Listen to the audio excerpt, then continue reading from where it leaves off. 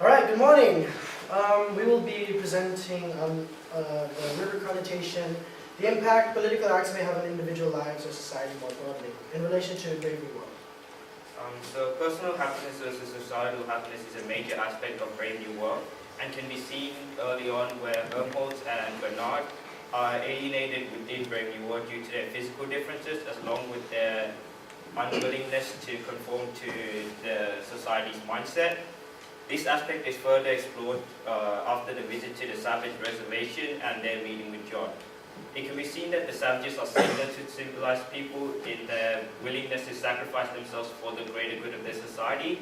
However, the difference being is that the savages can choose whether they wish to sacrifice themselves or not, whereas the civilized people are conditioned to do so.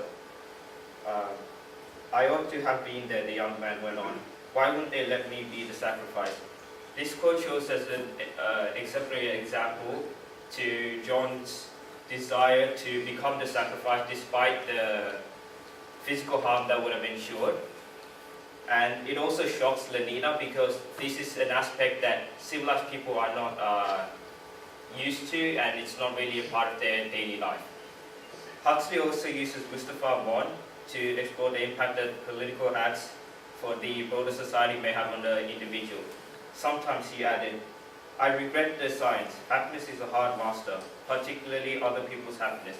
Despite being a word controller who is supposed to be strict and force people in the society to adhere to their norms, he is shown to dabble in the unorthodox social taboos, such as having books about gods and the like.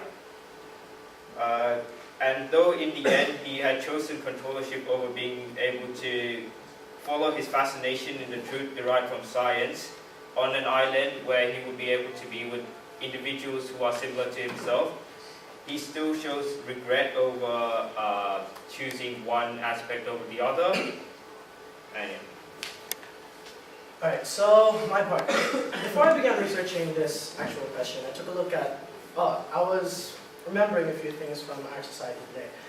A few weeks ago or a few months ago, there was this news report on how Tony Abbott was attempted to be unseated again in the parliament.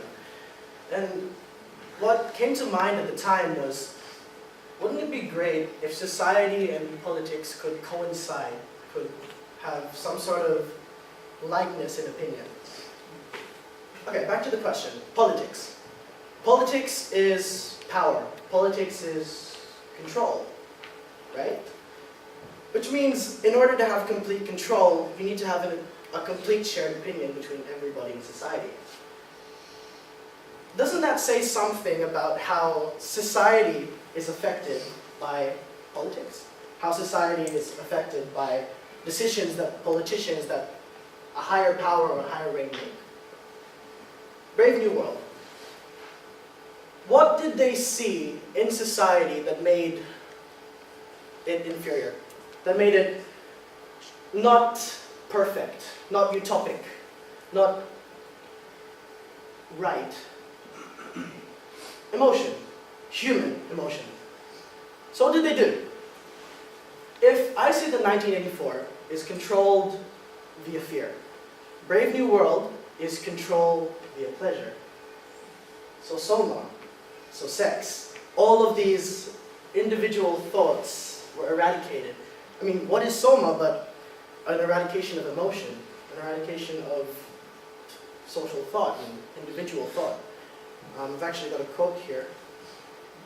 Swallowing half an hour before closing time, that second dose of soma had raised a quite impenetrable wall between the actual universe and their minds.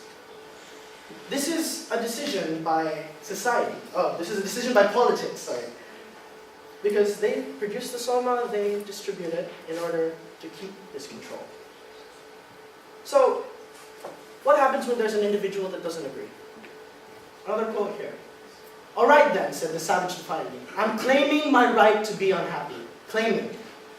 Not to mention the right to grow old and ugly and impotent, the right to have syphilis and cancer, the right to have too little to eat, the right to be lousy, the right to live in constant apprehension of what may happen tomorrow. What may happen tomorrow? Let that sink in for a little bit. that politics has affected this person so much that he doesn't agree, that he doesn't want this.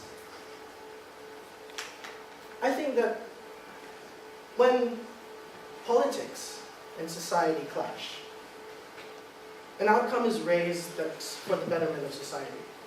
And that is the clear link between politics and society, that politics will always have an effect on society and the individual, but society will have an inverse effect as well. Thank you.